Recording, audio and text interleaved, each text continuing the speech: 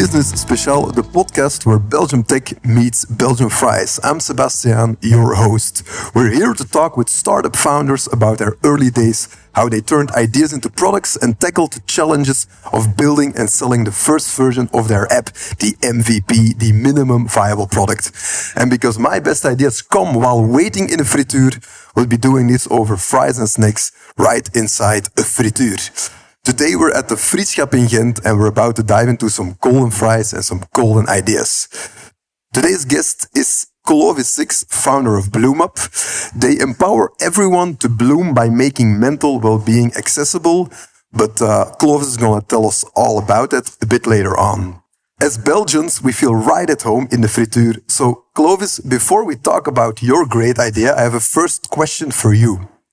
If you had to explain a frituur to somebody that doesn't know the concept, how would you do that? It's like a fancy McDonald's. A fancy McDonald's? And why would you call it fancier than a McDonald's? Because it feels more custom, feels more artisanal than a McDonald's, but it's basically the same. You get meat and fries, and it's a quick in and out. All right. Yeah. Right. Okay. So, can totally follow that. If I explain a cultured McDonald's. Yeah. I don't know how else to explain it. If I explain it to people from abroad and I tell them that there's like some kind of place you come in and there are like only raw meats and you have to select one of those, they're quite skeptical about it. Like, what's this about? You ever had that same conversation with people from abroad or? Not about the raw meats. I tend not to explain it like that. I am not even sure if they're actually raw. I think they're all pre-cooked. That's my true. mom had a French fry shop before, so okay. So right. I know all about them. Okay, yeah. So we have an expert at the table. Yeah, but when she started the frituur, I had to. So all the deliveries they made in the beginning, we had to kind of test and trial them. Okay. To figure out. For example, the frikandel, which frikandel are we going to take? Because there's multiple suppliers for this. Yeah. So for at least 2 months on end, I just kept on trying different types of frituur. Yeah. Thank you. All right. Very nice. So that was going to be my next question. If you go to the frituur, what's your go-to order? And you had something special here in Ghent today. Yeah. So because I'm in Ghent, I'm asking, or my order would be a julienke. Because I tried that a couple of years ago for the first time. It was one of our employees that lived in Ghent, and she took us around Ghent, and she said, "You have to try this, a julienke." So I tried it, and it was good. It's like everything in one. Yeah, indeed. I see some onions, some currywurst in there, some satay, herbs, kruiden. Correct. All right. Mayo and stofvlees. All right. Nice. Curious to see if other people here in Ghent will also go for the julienke. We'll see. Let me know. I would say enjoy it because I have to do a lot of episodes. I'm just going to stick to one vleesje, as they say, one piece of meat every episode. Otherwise, I'm not going to survive this. So I would say cheers. Thanks. All right. Actually, after the first time I got to know julienke, I tried to introduce it at my frituur because I live in Mortsel near Antwerp. And they didn't know what it was. And so I had to list out what the ingredients were and told them, like, first you have to do this, then that, then that. And they started looking at me like I was crazy because I want everything on top of each other. And did they eventually do it or not? Well, they did it. They followed my instructions. But now they know that I'm the one in the neighborhood that is asking for very strange compositions of meats and French fries. So it's a custom order you made in your own frituur. Exactly. You have like one go-to frituur? You always go to the same one, or? Yeah. Trompunt in Mortsel. Shout out to them. If you sometimes have to visit another frituur, does it feel like you're cheating on a trompunt, or it's okay? No, because at the roundabout, there's actually 2 French fries shops. So I can swap around. Okay. So sometimes you go to the other one. Yeah. Yeah, well, most of the times when I go to the other one is because I feel sad because there's not a lot of people going there. They all go to one, but their French fries are okay too. So you support them. All right, nice. So, like I said, my best ideas, they often come while I'm waiting in the frituur because it's something that we really like. A lot of Belgians like the frituur, but sometimes you often have to wait for some time to get your order. If you still go there these days, you can also order it. But like I said, my best ideas, they often come while I'm waiting because you just have to wait and there's nothing else to do. And that's why I invited you today here in a frituur to talk about the idea that you had or the company that you founded, which is BloomUp.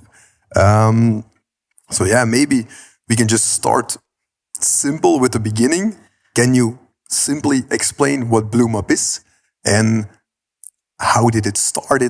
What's the origin or the beginning story? Yeah. I'll start with the origin story because that will gradually show you what we do. But first I have to put something straight. It's not my idea. Okay. So it's not the typical eureka moment where I had my idea and then I wanted to build something. It actually started quite differently. It was during COVID period. And during that period, there were a bunch of students that came together that wanted to make impact and do something around that period to make it easier for people to do, for example, go to a doctor or go to a psychologist. And eventually their ideas started to settle on going to a psychologist because they saw that it was very difficult for people in city areas to get to a psychologist quickly.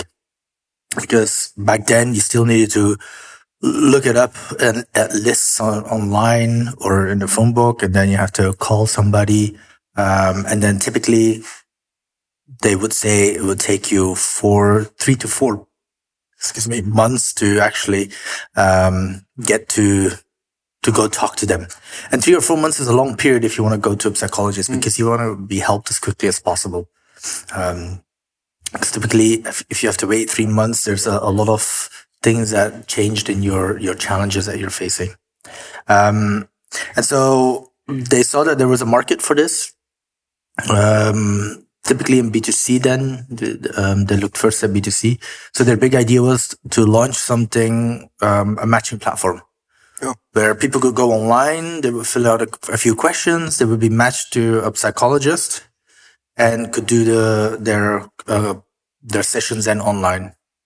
But the key idea was that it would be easy to get to somebody and it would be quick to actually start your conversations. And so that's what they did. They started building it out. They had one person within that team that had a development firm he worked with. So they started building out a prototype. And that was beginning of 2020. By mid-2020, so summer, they started realizing that it's not going to happen if we just do it with students that are on and off working on the project, right? So the idea was then to settle on a permanent team. So one of those, so they came together, they decided who that could be, and one person stuck around to start it up. That was Ellen Battens, my then co-founder. And she started looking around for a technical co-founder. That's when they arrived at my place. So that was late summer. Looking for a product/technical co-founder. You were working somewhere else at that point? Yes, I was working somewhere else. I was working for Jane, a startup company that created sensors for elderly, and that would track the behavior. And when something strange would happen or out of the ordinary, then that would flag that behavior to the family. So you were already active in the kind of health tech scene? That was my first venture where I was actively looking to create impact. Because before that, I worked for Colibra and for DataCamp, both hyper growth scale ups, very much focused on data. I learned a lot there, but there was one thing that was really missing to really have an impact on people's lives in a more profound way. Yeah. So I started looking for a different challenge there. And so Jane was the first one. And even though their mission was all right, it was backed by Belfius, and there was just a lot of stuff going on that I wasn't super interested in there around it. Corporate venturing is also very hard. So I felt that a lot of stakeholders you have to manage. Yes, yeah. So a lot of times the services that I had to use were from the bank. So I had to go through the bank to get those services, and that slows you down incredibly. Like, one tip for anybody that does corporate venturing: try to make sure that you're completely isolated. Yeah. And it's on the request of the venture to use the bank, but you really need to know what that means if you want to use their services. But that was the other way around. Like, if they put all their rules on top of your venture, and then it kind of slowly kills you, which is also what happened. Okay. Yeah. So Jane is no more. Okay. But during that time, I got approached by somebody from those students that initially started BloomUp, and their question was if I was interested in joining them as a co-founder. I was my mind was not on building my own business at the time. No. I knew I was going to do that at some point in my life, but it was with my big idea that I was going to build out, right? So I never thought that there's actually room also to help work on somebody else's idea and then build that out. So I started exploring that. I got to know Ellen. We had a few conversations together. We hit it off. We had similar views on how we wanted to proceed. Of course, we were both very junior in building out a business.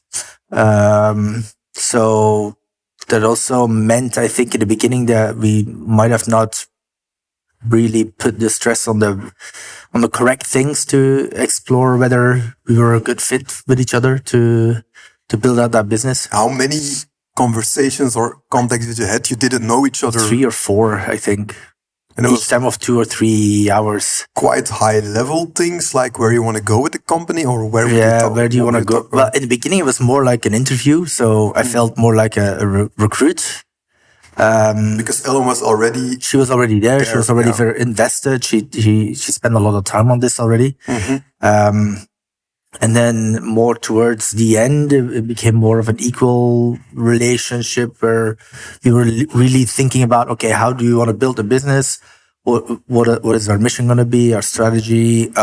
How do we want to look at governance of our own company? Yeah. Which is something that I always liked very much. Because for me, BloomUp was also an opportunity to do it differently.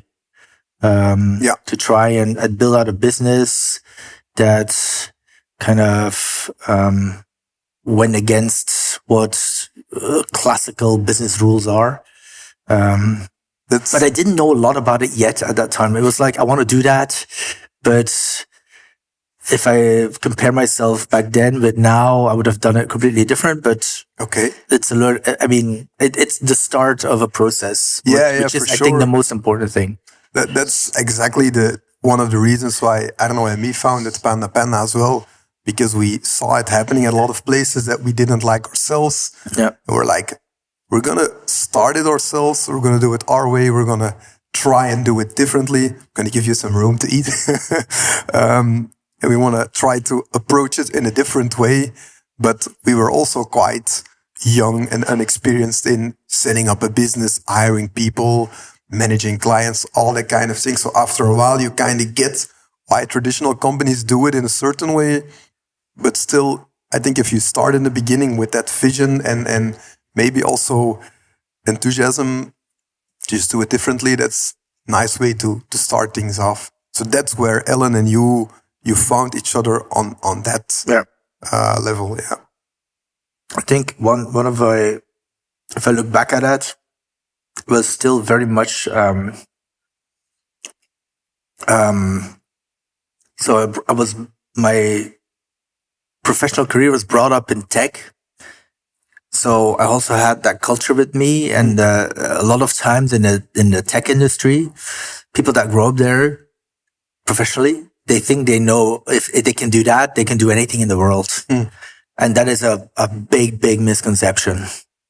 And that limited me of growing as fast as I could, because I always wanted to do it myself, because I knew I was going to be able to do it.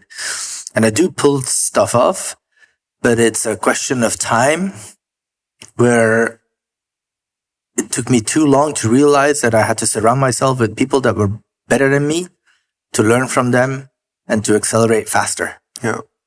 So I always had to I wanted to do everything on my own first and prove myself. So it was mostly an ego thing that was in the way. Okay. Yeah. Where now I'm still on that track where sometimes I feel like it's a bit too late when I start looking at coaches, but I do it a lot more often now, and I see the value and benefit of my own growth for that. Yeah. Okay. All right. Interesting. I can continue with my founding story, because I'm not there yet. Yeah. Okay. That's good. So we, at a certain point, first I said no, actually. I was like, nah, I'm not sure yet. And then I think what eventually kind of triggered me was that, I wasn't super happy at Jane, so I knew I was going to do something else. I kind of had a heart for what the mission was. So, because at uni, I was spending a lot of time with psychologists. I also went to their lessons sometimes with them. So it was kind of worlds that started to come together. What did you study? You didn't study computer science. Ah, yeah. Okay. Yeah. Yeah. So, completely different world again. Yeah. But at that time, I thought it was very interesting, because I would do a course in logics from the science side, and then from the social side, which was completely, it was the same thing in its base, but it was a different way of communicating it. So that was interesting. And so ultimately I said yes. And then I also decided to put forth the first money to start the organization. Okay. So that we could start bootstrapping based on that. And the students that started it, they were like, take it. Yeah. Yeah. Okay. So they all decided to pursue their own careers. Okay. Which is good. I mean, I'd rather have people on board that wanted to go fully for it. Yeah. Some of them are still in our capital. Okay. Yeah. So we don't have, it's not like we lost the ties with them completely. They put some money in it, or they got some equity because they founded it, or? Both. No. Yeah. Okay. So it was a bit of a dance in the beginning to see how we were going to divide the equity. Yeah. Yeah. Okay. Also with my co-founder, because she was there for a long time, she invested a lot of resources in it herself.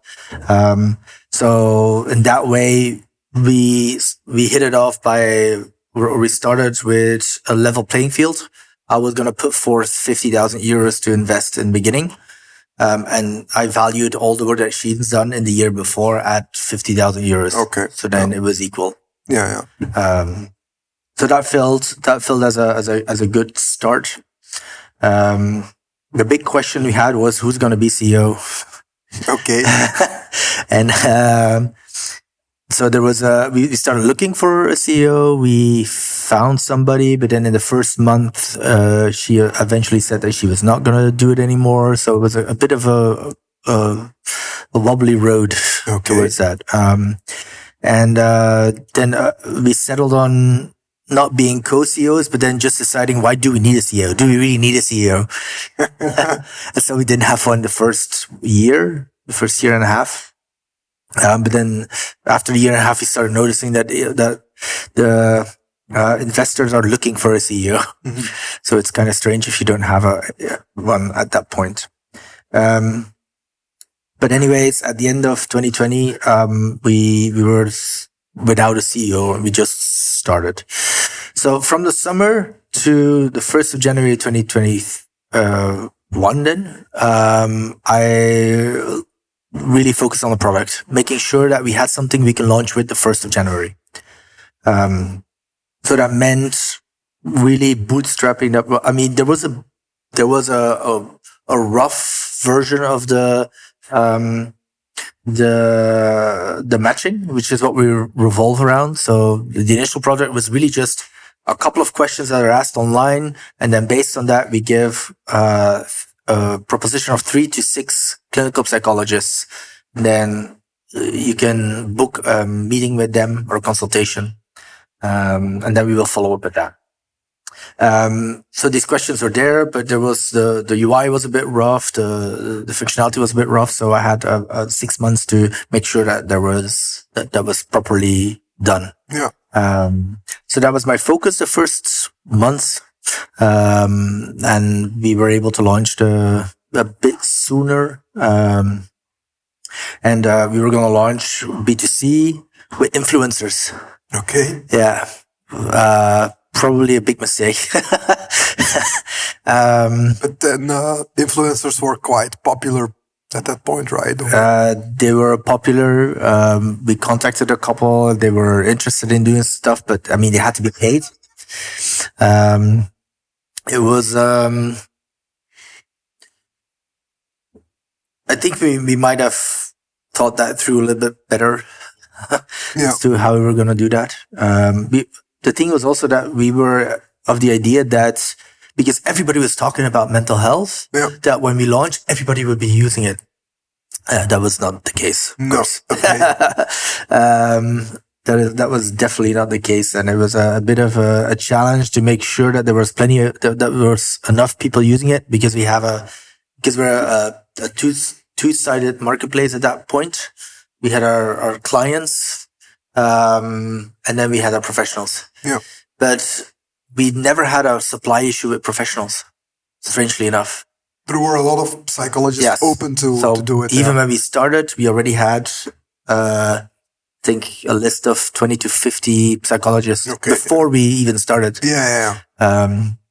So that was never an issue for us. And even today, we still have a waiting list of professionals. So there's definitely plenty of supply there. The supply is just a bit scattered around, and it's not so much the cities, but the countryside where there's supply. So your initial go-to-market strategy was, we'll build a thing. Mental health is a popular topic. We'll work together with influencers. And that's it. And then we'll just see. Yeah. And that or at least we will use social media. Yeah. But then once you launched, it was not having the effect that you expected. No, the usage was not enough. What were the reasons you think that it didn't succeed? I think that there's probably a partly us ourselves not knowing how to attack the social media. Price. Too expensive, or? So we know that the price is one of the big determinants whether somebody is actually going to do therapy or not. So that was definitely a bit in our way. And then I think we didn't want to pay too much for an influencer, so we also didn't get very far with that. Okay, yeah. Ultimately, we started realizing that we started thinking about the pricing model, which I think we really only started thinking about once we launched. Because in the beginning it was free. Okay. Not the psychologists, but our fee. So a client would pay, for example, I think at the time it was 55 euros, and that 55 euros would go completely to the psychologist. So we wouldn't make any money because we thought, well, if you do it for free, then at least we'll have enough psychologists joining our but that wasn't an issue. That was never the issue. Yeah. No, that was never the issue. So you launched? We launched and we said the first year is just going to be free. Let's see what we need to do to make sure that on both ends we get to a good a good match with the market. And at that point, you were bootstrapped with your own funding, own money, so you were not, you didn't have to be talk with your investors about it. Not yet. So we were bootstrapped with own money. Our team was also quite small back then, so 3 people. We had Arno from PandaPanda, and then myself and Ellen. Yeah. Arno was building the thing. Arno and myself were building the thing. You as well, I was real deep into the code. Okay, yeah. Because I was doing the UI and he was doing the backend. Yeah, right. Okay. And then, so most of the money actually went to paying our very low wages from Ellen and myself, and then also the fee from Arno. Yeah, okay. And then around October, we started applying for multiple incubators. So, and then we got accepted into IMEC iStart. We got accepted into KBC. Started. So with IMEC also came a check. Okay. With the exception, right? I think it was 50K at that time. Yeah. Now it's more. A bit higher. Yeah, it's 100, I think now. Yeah. But so that was another 50K, and we could continue until then the summer. So. And where were you then? Continue until the summer. How many months was that? So that was in February 2021. Okay. So that was all right. Okay. Yeah. And I mean, they didn't ask any questions around whether we charged anything surplus or not. They didn't ask questions about your business model. Yeah, they did, but I mean, it's not a big issue in the first year not to charge if you want to validate your product. Because even if you were to charge, the money that was going to come in is so little that it doesn't really matter. Yeah. We're talking about a couple of €1,000 a year. Mm-hmm. So cannot do a lot with that. Yeah, indeed. Mm. What we did pull off that first year is because we were out there on social media and because mental health was such a hot issue, CM saw us. Yeah. So the biggest health insurer in Flanders, and they wanted to make 2022 year of mental health. So that was kind of our first break because they were going to do all the marketing for us. Okay. And we would have access to all of a sudden all their members. So then we had a couple of months of negotiation as to what we wanted to do with them. And then the rest of that year, we build out a reimbursement system. So every member of CM gets €10 back once they do a consultation on our platform. Okay. So we just made sure that the quality was there and all the prerequisites were filled for them to get that back, that money. And so the entire 2021, it wasn't like we had a lot of clients on our platform. I think at that time it was, but this is ballpark, maybe 1 person per day that did a consultation. And how did you feel with that? What was the? It was constantly trying to figure out how we could increase that. Yeah. But in a cost-effective way. And so CM for us was a cost-effective way. Yeah. Just 4 million members we would communicate towards. That first year we also had issues with our psychologists because they were not happy with the fact that we weren't able to fill up their agenda. Because ultimately a lot of them are with us to gain clients. Yeah. And so we weren't able to do that. And so for us, the big break was going to be beginning 2022, B2C wise. Yeah. And that deal with CM, can you tell a bit more about that? How was it structured? Would you do it again if you had the opportunity? I think I would definitely do it again because it gave us a lot of credibility. Yeah. The members of CM come to us and they trust us by default because they trust CM. Yeah. And so if CM chooses us, then, and that happens a lot in partnerships. If you choose the correct partners. It also came with a capital injection, and some expertise as well. And for us, beginning of 2022, then we hit it off together with CM, and immediately we were able to stabilize the supply demand part, which was important for us because as of the beginning of that year, the psychologists were able to fill up their agenda with members of CM that came to us. All right. So that helped, and that now gives us a steady revenue stream of about 300K a year. Purely from B2C. From CM. Yeah, at the beginning it was purely CM. But the first years they made a lot of awareness campaigns. Now it's a bit less. So we're on the lookout to do more. Like recently, at the beginning of this month, we launched with Helan. Okay. So a similar story. Yeah. A similar product also with them. So and they were open to it that CM is in the capital and yes. Okay.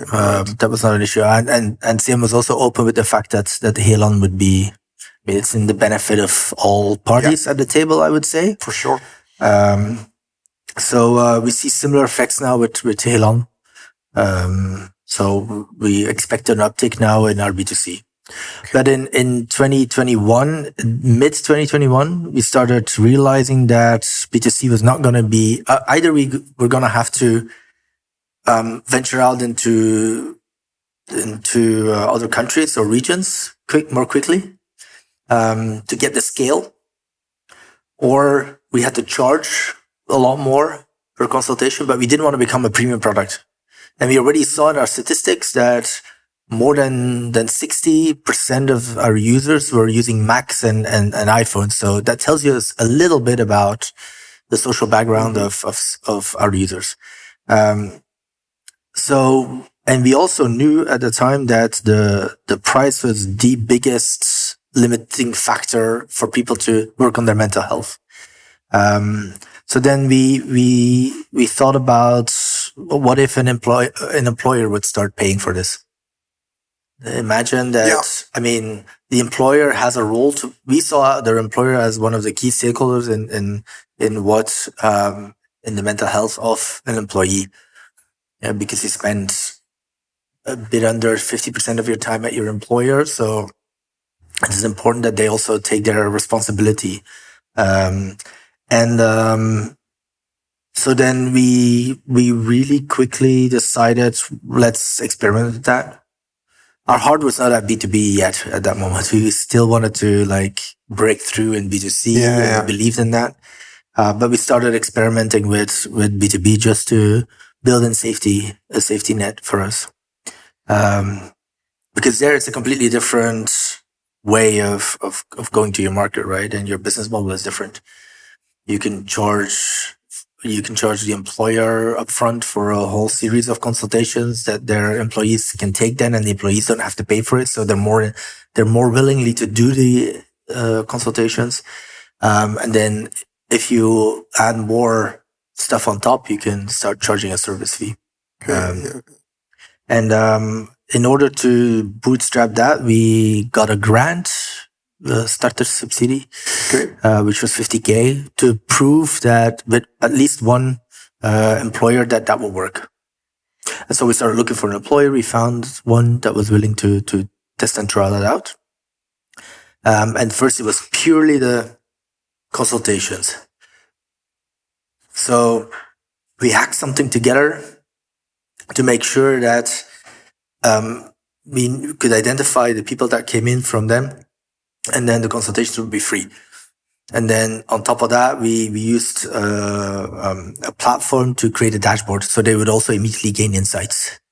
I think we did that on a month. Yeah. Okay. In a month's worth, we created something there, which was really enough to start testing. Okay, cool. If you put that in context with your client, then most of the times they're very willing in incorporating and figuring that stuff out together with you.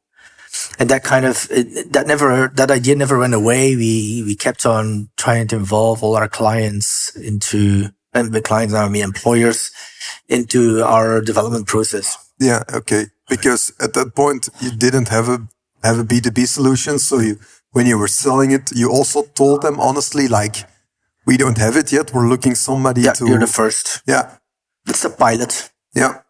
And then they they had to pay less for it, or you immediately try to sell it for the right price? Or The thing is that if they need something and if they have a pain, they're going to be willing to pay for it. yeah, if you can solve it.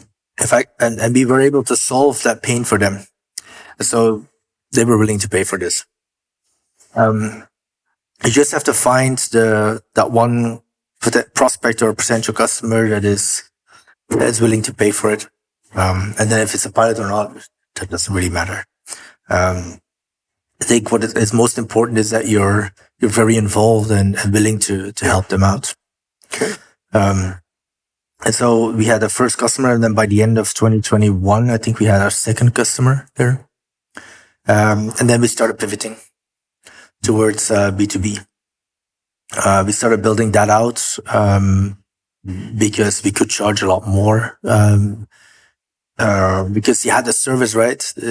Nobody had to think too much about all the administration. We were gonna solve. We solved all that for them. So the second customer by the end of 2021, and then 2022 we went up to 30 B2B customers. Yeah. So you found a way to still fulfill your mission, make impact, and also make your company healthy or at least financial viable. We were getting there. I wouldn't say it was financially healthy at that time yet. Okay. Because we were very we were very intensive in our product investments. Yeah. Which is, I think, a second mistake. We waited way too long with investing in sales and marketing. Okay. It was still just you and other founders, or? Yeah, I think we had a second developer on our team at that time. Okay. But there were 3 people fully invested into product and tech. There was only one person, my co-founder, that was invested into the sales and marketing. Yeah. So it was too little, too late. We had to, I think we could have grown a lot faster in the beginning if I would also be invested into sales, for example. Okay. I really do founder sales. And I think in the beginning, we had the idea that sales was always going to be done by somebody that is an expert in sales, not by us as founders. And it took us quite long then to start realizing that it's actually both founders need to go out there. Yeah. Even if it's just 2 days for me, I need to do sales. Yeah. Because then our client is going to be my first touch point, and I'm going to know what they need and what they want, instead of trying to build something in isolation. Okay. So, but you also hired salespeople at this point. Now it's not only founders doing the sales, or how is that working now? We started hiring in 2022. Okay. Because so our first capital round was with CM. That was in 2021 summer, and then in summer 2022 we did our second capital round. We raised €1 million. Throughout that period, we also started hiring more into development and into sales. So that's when we started to try to externalize the sales too quickly. Okay, yeah. We were like, we can. For me, it was mostly my skills are not that sales, so they're better used if I do product. Yeah. That was my intention, at least. But I think we hired 5 or 6 sales, and all of them were. I think for most of them, I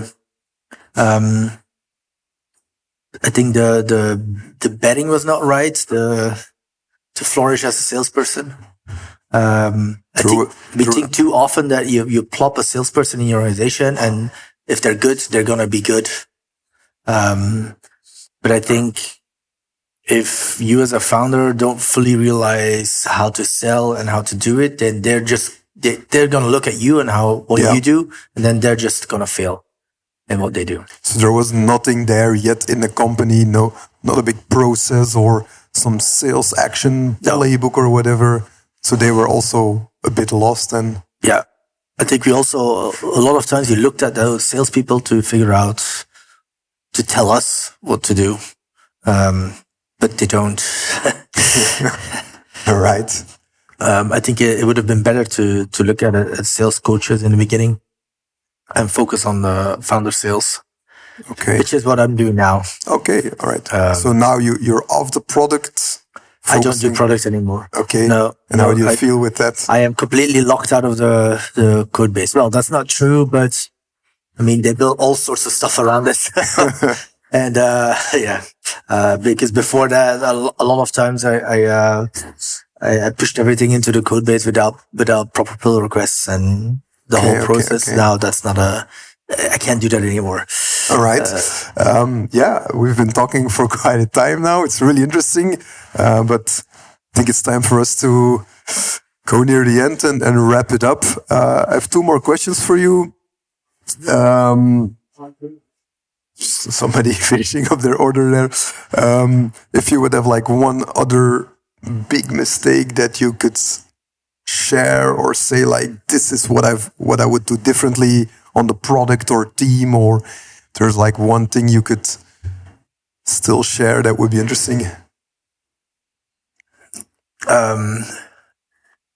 For me, the biggest mistake for myself is what I just mentioned, is that I stayed clear of sales too long. Okay. Also, I think for a large part because development doesn't often look very grateful towards sales.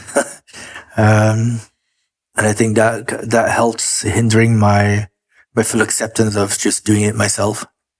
Then I started realizing it after something I read somewhere, where the real treasure founders are the ones that can both build the product and sell the product. Yeah. Because they can do both. So then gradually I started realizing that I had to do it myself, but it is so out of my comfort zone. Yeah. But I didn't realize that actually at some point it was going to start being fun for me as well. Okay. Which is at this point I'm more looking towards it that way. Okay. So it's fun to do because I get connection with my customers. It's also the way you look at sales. And so in the beginning, oftentimes we looked at it as the typical archetype salesperson, like you have to sell. But now I'm more looking at it as, no, I'm coming with challenges. I want to talk about challenges with people. Yeah. And then the sale will follow. And do you feel that your product and tech background helps you as well? It helps. No, it hinders me in the beginning. Okay. Because oftentimes I want to go to a demo too fast, or I want to solve it too fast, which not always is the good moment during your sales conversation, your discovery. So I feel like that hinders me. On the other hand, what it does help me, if I'm pretty sure if I'm going to hire my next sales, my background in the product and development is going to help in deciding what can be done and what cannot be done. All right, cool. Let's go to our closing question, and then you can enjoy more of these probably now cold fries. So this is something that's coming from PandaPanda, the company that I'm working for. We like to do things differently. That's why we're recording a podcast in a frituur. But we call it being beastly in a positive way. What was one of your beastly moments that you had with BloomUp? It can be on any of the aspects that you had within the company, but that you felt like, now we did something different and it really worked. In the beginning, when we founded BloomUp, we were thinking about how we could make sure that the story of impact does not dilute as you go along, which we very often see with other startups. They want to change the world, but as soon as the money starts rolling in, that they change. And so one of the things that we did was within our shareholder agreement, we agreed on 20% of our turnover will go to or will be reinvested into social projects, specifically linked to psychology. And so it was quite difficult because a lot of people advised against it because it was scare of VCs and investors. It does help kind of, it's like a filter though with investors. The one that want to invest. Yeah, we know then that they also accept the fact that we're there to create impact. And we're not there to fill everybody's pockets. It's not like we're not going to do it, but we're trying to find a balance between both worlds, creating impact. And we don't want to be the hippie startup. But we also don't want to be the super hyper growth startup that only cares about money and would go out of our way to do that. Right. So I think we're still, to this day, I think we're still quite proud of that. That's really nice. All right, cool. All right, thank you very much. That's it for this episode. Thank you for the fries. Yeah, you're welcome. That's it for this today for Business Speciàl. Thank you, Clovis Six from BloomUp, for sharing your story.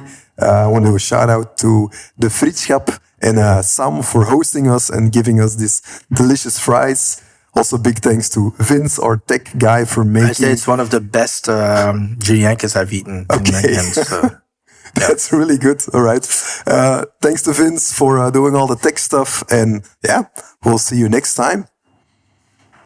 Bye. Bye.